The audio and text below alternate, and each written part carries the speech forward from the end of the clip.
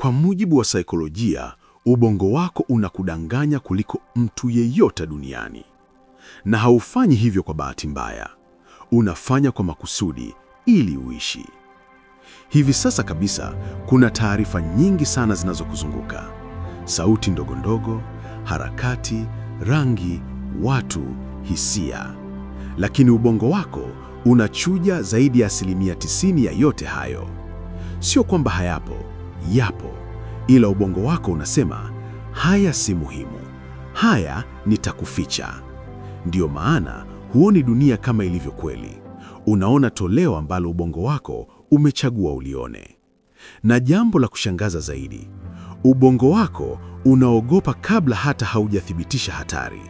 Ndiyo maana uruka ukiona kivili. Ndiyo maana moyo unapiga haraka ukiwa gizani peke yako. Ndiyo maana filamu ya kutisha inakufanya ujisikie hatarini hata ukijua ni maigizo. Kwa ubongo wako, ni bora ukakuogopesha mara 100 kuliko ukakose mara 1 hatari ya kweli. Na sasa sikiliza hili vizuri. Watu unaowaona kwenye ndoto zako, wengi wao hawajawahi kuwepo kama watu wapya. Ubongo wako hauchori sura mpya. Unachanganya nyuso ulizowahi kuona. Mtu uliyempita barabarani kwa sekunde moja. Uso uliouona bila kujali.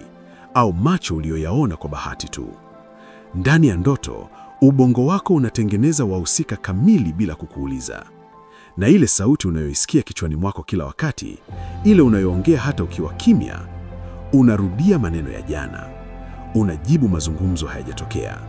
Unarekebisha makosa ambayo hakuna aliyeona. Unajiandaa kwa hali ambazo huenda hazitatokea kabisa. Ubongo wako haunyamazi. Unaongea na wewe mwenyewe.